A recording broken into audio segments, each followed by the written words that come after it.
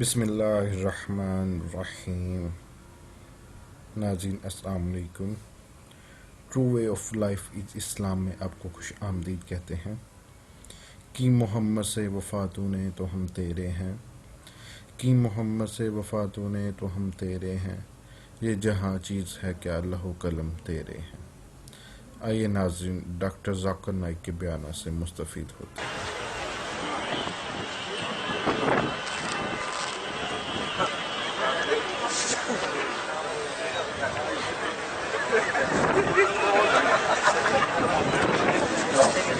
My name is Burkhard Hofmann. I'm a medical doctor from Hamburg, Germany.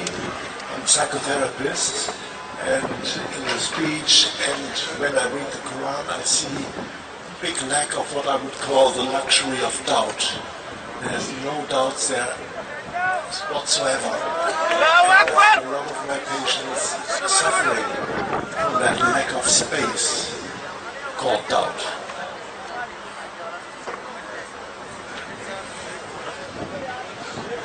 Brother said that when he reads the Quran, he does not find the luxury of lack of doubt, but he finds in some of his patients there is doubt. What's the question, brother? Can you mention? In your speech, in what you presented, and as far as I've read the holy book of Quran, there's a lot of punishment, there's a lot of reward, but there's no space for yourself, for your doubts, for your personal vision.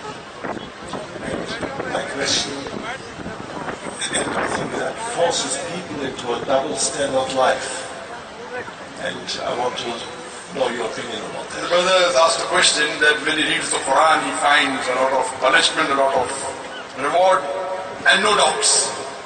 It forces you. Brother, would you like a book containing doubts or without doubt? The first verse of Surah Baqarah, the first few verses, Alif Lam Mim, La Raiba Fi. Alif Lam Mim, this is the book in which there is no doubt. So why do you want a book of doubts? I would love a book without doubts rather than having a book of doubts. I come to your question. But we all have doubts. Sorry? We all have doubts. Yes, doubts of things which we don't know. But I have got no doubts on the Quran, alhamdulillah. I have got doubts on things which I am not sure about. Of course, I agree with you. But the thing which you are sure, do you have doubt 2 plus 2 is 4? Do you have doubt 2 plus 2 is 4? Very good. That's a convention. Correct. As sure, how cocksure are you that 2 plus 2 is equal to 4? I am more cocksure on the Quran. Coming to your question. Coming to your question. I'll answer your question. I'll answer your question. It depends. Someone may not be sure. So if you go to a villager, he will not be sure 2 plus 2 is equal to 4. So I cannot blame him. He hasn't studied maths. So similarly, because I studied the Quran, therefore I am cocksure, and that is what the Quran says. This is a book without doubt for those who have faith in Allah. Those who have faith in the unseen. And continues. Coming to your question. The part of the question, that in the Quran, there is punishment and there is reward. And there is no space for doubt. This is how the human nature is. I am asking a question. When someone does good in the examination, what do? You reward him. You may give him a gold medal. You may give him a certificate of excellence, right or wrong? Yes or no? Yes. If he fails, you may ask him to repeat. Correct? That's a punishment. Whether you want to call it a reward or punishment. So this life, Allah says in the Quran, in Surah Mulk, chapter number 67, verse number 2, Alladhi khalaqal mawta wal hayata. It is Allah who has created death and life to test which of you is good indeed. So this life you are undergoing, brother, is a test for the hereafter. So as the human nature is, how we encourage our children, you do this, I will give you this reward. If you study very well, I'll give you a bicycle. If you study well, I'll give you a computer. Whatever it is. And sometimes he doesn't listen to you. He wants to jump. He wants to jump from a building. You say, don't jump, I want to jump. You must slap him. A father is cruel to be kind. I'll tell you, what kind of father are you? Where? So you want to slap your child? You being a psychologist, you know psychology well. If he doesn't listen, you will give him one slap. Why? Because you want to save his life. No, father, I want to jump. I'm a Superman. You will say, Superman is in the stories. So here, sometime you may slap him. A father is cruel to be kind, so that he doesn't jump. So similarly, Almighty God has told the human being, this is a straight thing, that you should not rob. If you rob, there's a punishment of chopping off the hands. Now let's analyze this. See, most of the religions, brother, whether it be Christianity, whether it be Hinduism, whether it be Judaism, whether it be Islam, tells us good things. The difference between Islam and the other religions is, Islam, besides telling you good things, shows you a way how to achieve the state of goodness. All religions say you should not rob. Christianity says that, Judaism says that, Hinduism says that, Islam says the same. But Islam shows you a way how to achieve a state in which people will not rob. Islam has a system of zakat. There is every rich person who has a saving of more than the nisab level, more than 85 grams of gold. He or she should give 2.5% of his savings every lunar year in charity. If every rich human being in the world gives zakat, poverty will be eradicated from this world. There will not be a single human being who will die of hunger. After that, the Quran says, in Surah Ma'idah, chapter number 5, verse number 38, as to the thief, be it a man or a woman, chop off his or her hand as a punishment. Non Muslim will say, chopping off the hands. In this age of 21st century, Islam is a barbaric religion. It's a ruthless law. I'm asking you the question. If you implement, today, the maximum theft in the world is in which country? According to statistics, which country? Do you know? Maximum crime. USA. You go on the internet and Google, you'll find out. The country which we look upon, the most advanced country in the world, maximum theft and robbery. I'm asking you the question, if you implement this law of the Islamic Sharia of the Quran, that every rich person who has a saving of more than 85 grams gold should give 2.5% of his saving to the poor people. After that, anyone robs, chopping off the hands. I'm asking the question, brother, will the rate of robbery and theft, will it increase in USA? Will it remain the same or will it decrease? Answer honestly. We know that even the death sentence doesn't change anything. Brother, I'm asking, that sentence will come to it later on. I didn't talk about that sentence. And I like my hands. I'm asking you that if you implement this rule in USA, that every rich person who has a saving of more than 85 grams of gold, he should give 2.5% of his saving in charity to the poor. Yeah. After that, if anyone robs, chop off his or her hand. I'm asking you the question, will the rate of robbery increase? Will it remain the same or will it decrease? Only decrease a little. Decrease a little? You say little, you say more, no, it will decrease. So why don't you apply that law? Do you know today, the least rate of robbery and theft in any country in the world, it's in Saudi Arabia. And if you see the police of Saudi Arabia and USA, the USA police will take the Saudi police lock, stock and barrel. Not that Saudi police is very strong, but the law is so strict. A person will sit 10 times before robbing. They leave their gold shops, only a string. In Makkah, one string. The shop is closed. You do that in New York. You do that in UK. You cannot. You wouldn't have a shop. You won't have a shop, correct. My mother went to UK. UK when she was walking on the street, there's a person who comes and snatches the chain in broad daylight and walking and no one is doing anything. This is the Western country. Will they be able to do that in Saudi Arabia? Never. Not that Saudi police is very intelligent, not that Saudi police is very macho. You see the American police so all guarded with all machine gun, everything. You see, with so much production, with so double latest weapons and latest motorcycles, latest cars, yet the maximum crime, you implement the Sharia of the God of Allah subhanahu wa ta'ala, you get result. So what is, no doubt it will stop, and it was done. This was done in one state of Nigeria. In one state of Nigeria where they implemented this law, immediately the theft came down.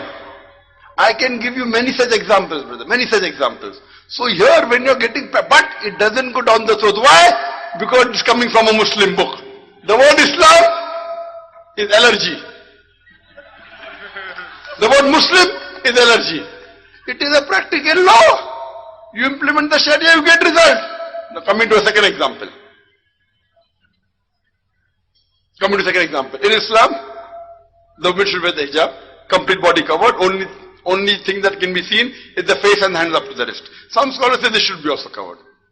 Now if there are two twin sisters who are equally beautiful, very beautiful, walking down the streets of Bahrain, Manama. One sister, she is wearing a Islamic hijab, complete body covered, except the face and hands up to the wrist. The other twin sister, she is wearing Western clothes. The mini skirts and shorts and a low neck.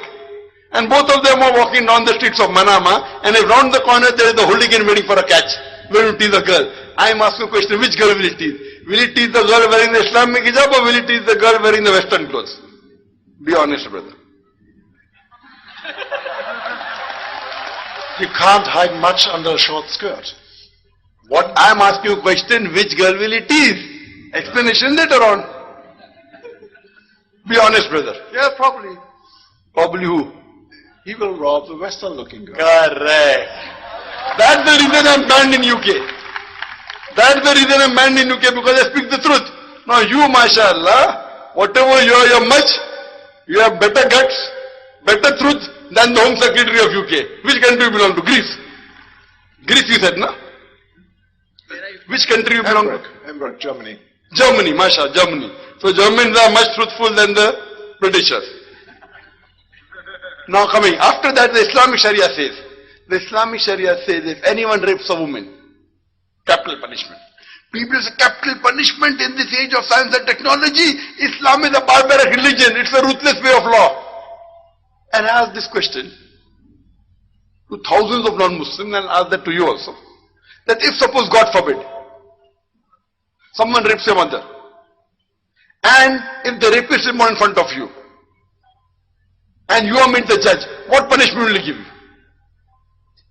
And 100% of those non-Muslims who I asked, all of them said we'll put him to death.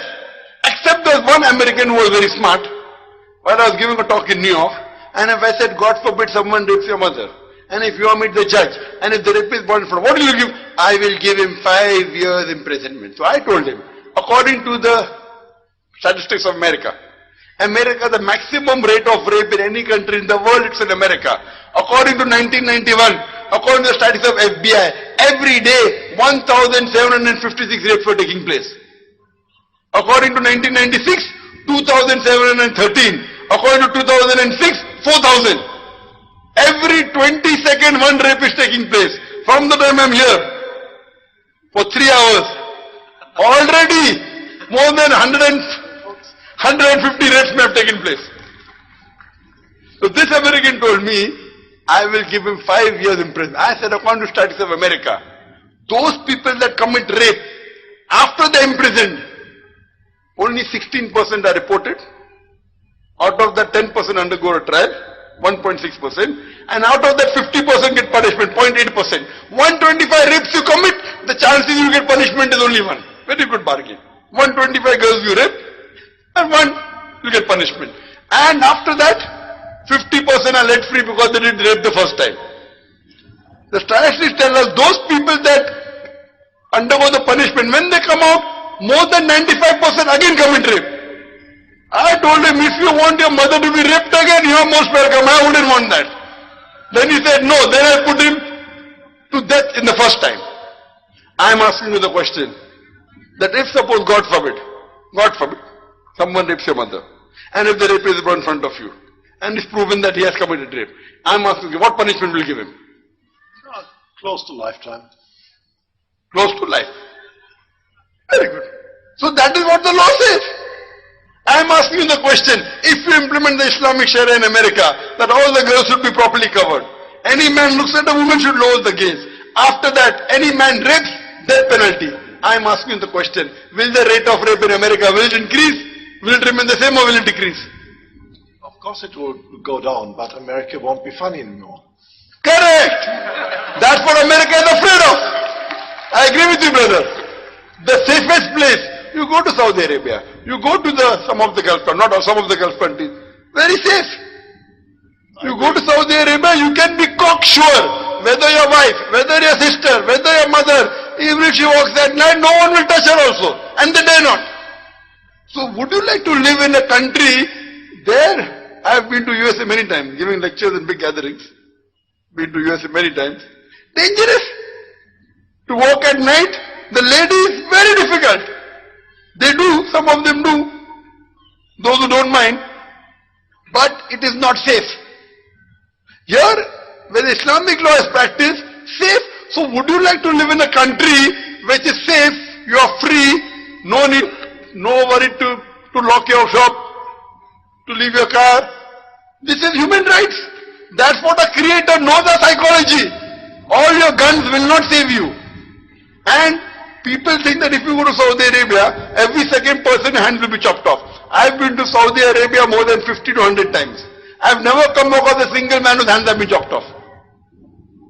Some people's hand may have been chopped off, but the law is so strict. A person thinks a million times before robbing. Same before raping he will think. So this is a practical law. I agree with you, no doubt. Punishment, reward, no doubt. You do good, go to Jannah. You do something wrong, immediate. This is human psychology.